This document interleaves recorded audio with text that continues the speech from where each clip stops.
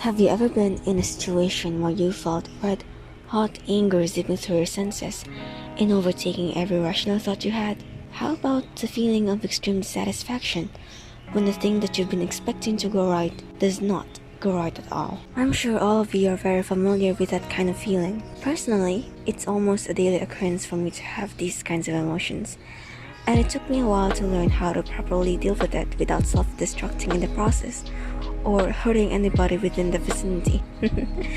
How about you? What do you do when you're assaulted by strong emotions like these? For me, I usually convert these destructive energies into creative outputs. So, when I'm feeling particularly frustrated and angry or disappointed and sad, I draw. I put whatever that plagues me into paper, a digital canvas, or whatever I have in hand, so that what I currently feel is then transformed into something physical or visual for me to look at later and reflect. This actually helps a lot. You guys can try this and see for yourself. But there are also a couple more things that you can do to cope with these kinds of intense emotions, and for some people, they do it with words. Instead of using physical means to release these feelings, they put it into letters strewn together in sentences and phrases that convey what they feel. Just like the authors that this episode will feature. Today, we are going to read poems that showcase feelings of anger and disappointment written by Charles and Mary Lamb and Paul Laurence Dunbar, respectively. So first, let us talk about our first author, or authors, rather. Charles and Mary Lamb are English siblings, best known for their book Tales of Shakespeare. Charles and Mary's lives are actually part of the tragedy. Both suffered from mental illness that kept them in and out of asylums throughout their lives. Charles' depression was exacerbated by alcohol abuse, while Mary's nervous breakdown from constant caregiving in stressful circumstances resulted in the accidental stabbing of her mother. The tragedy was chalked up to temporary insanity, and Mary was released under the guardianship of her brother. Ironically, much of what the siblings produced were carefree, happy poems and tales for children. But there is a poem they wrote that highlights the feeling of anger. The poem is beautifully written and perfectly describes how rage, if left unresolved, ferments into something more potent, like resentment. I will be reading the poem now, so sit back, relax, and hopefully enjoy my voice reading this incredible piece of poetry. Anger by Charles and Mary Lamb. Anger in its time and place may assume a kind of grace. It must have some reason in it, and not last beyond a minute. If to further lengths it go, it does into malice grow. 'Tis the difference that we see twixt the serpent and the bee. If the latter you provoke, it inflicts a hasty stroke, puts you to some little pain, but it never stings again.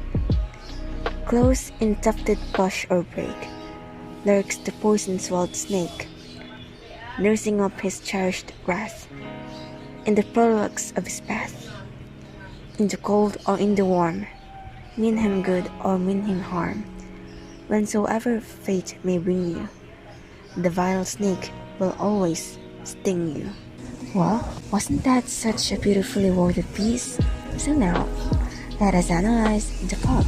It starts by saying that anger is a good feeling if it is justified and if it is quickly acknowledged, indicated by the first four phrases. Quote, anger in its time and place may assume a kind of grace. It must have some reason in it and not last beyond a minute, end quote. Charles and Mary, however, is focusing more on how bottling up anger hurts yourself and not others. They are saying that there are two types of anger and are comparing them to bees and snakes, indicated by the phrases, quote, 'tis the difference that we see twixt the serpent and the bee, end quote. The first type is the one that you confront right away, which is like a bee, because it may sting for a while. The second one is the type that you bottle up for a long time, which is like a snake that has a bitter view on life, and that whether you are trying to attack it or not, it will always sting and affect you for a long time. Shown by the phrases, quote, if the latter you provoke, it inflicts a hasty stroke, puts you to some little pain, but it never stings again. Close in tufted bush or brake lurks the poison-swallowed snake, nursing up his cherished wrath in the perilous of his path, end quote. As I was reading the piece, I realized how true the implications are. It is better for you to confront your anger right away and resolve any kind of conflict that you have started or caused it, Solve the problem by going to the roots. It might hurt at first, it may be difficult to handle in the beginning, but just think about the results afterwards. Of your heart being finally at peace now that you have doused the fire that fuels your rage. Think about the tranquility and calmness that your being will be afterwards you address the seed that planted the spirit of wrath in you. Always remember, folks, confronting is better than running away. Being a coward will not do you good. Do not let yourself become a bitter snake that only hates and resents. I myself had almost become one, and it is terrible. I'm just glad that I've found my own ways in confronting my anger or liberating myself from it healthily. Now on to the second author, Paul Laurence Dunbar, who wrote the poem Disappointed. I think the title speaks for itself and I don't have to say what emotions were the primary theme for the poem. But before I delve into the piece, let us first know a few things about the author who wrote it. Paul Laurence Dunbar was an American poet, a novelist, and short story writer of the late 19th and early 20th century. Dunbar's work is known for its colorful language and a conversational tone with a brilliant rhetorical structure. Dunbar became the first African-American poet to earn national distinction and acceptance. The New York Times called him, quote, a true singer of the people, white or black, end quote. Frederick Douglass once referred to Dunbar as, quote, one of the sweetest songsters his voice has produced, and a man of whom great things, end quote. Now that we know something about our second author, let's get right into the poem, shall we? Disappointed by Paul Laurence Dunbar. An old man planted and dug and tended, toiling in joy from dew to dew.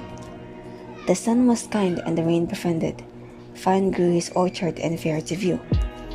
Then he said, I will quiet my thrifty fears, for here is fruit for my failing years. But even then the storm clouds gathered, swallowing up the azure sky. The sweeping winds into white foam lathered the placid breast of the bay hard by. Then the spirits that raged in the darkened air swept over his orchard and left it bare. The old man stood in the rain uncaring, viewing the place the storm had swept. And then with a cry from his soul despairing, he bowed him down to the earth and wept.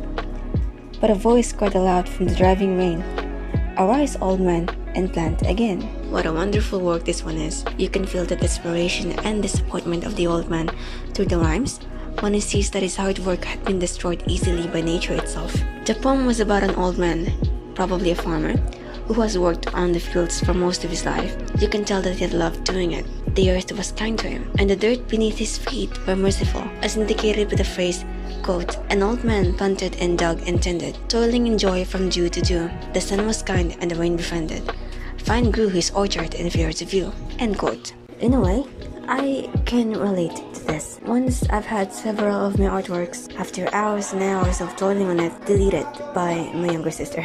With no regard to how I might feel about it because I had been using her iPad to draw. At first I did feel rage, but then mostly I just felt extremely disappointed after the former emotion had passed. I felt disappointed because was it really that easy to erase something I've been working on for literal days? I felt disappointment towards myself as well for failing to see this outcome. I kept thinking about how I could have prevented it from happening, but oh well, no sense to cry about spilled milk now. Though the old man's situation was certainly different since he couldn't possibly have prevented an oncoming storm. But notice how, in the very last line of the poem, it says, quote, Arise, old man, and plant again, end quote. This means that the old man had not lost hope yet, that he still has the strength, the energy, and vigority to start over again, even if everything seems to be lost. This teaches us the lesson that no matter how many times we are beaten down, we should always stand up again. That no matter what circumstances, we should always know how to cultivate strength from our innermost parts and use it to drive ourselves even further, no matter the obstacles and hardships. Look at the bigger picture. Look past the hurdles preventing you from getting your victories. So, that's it.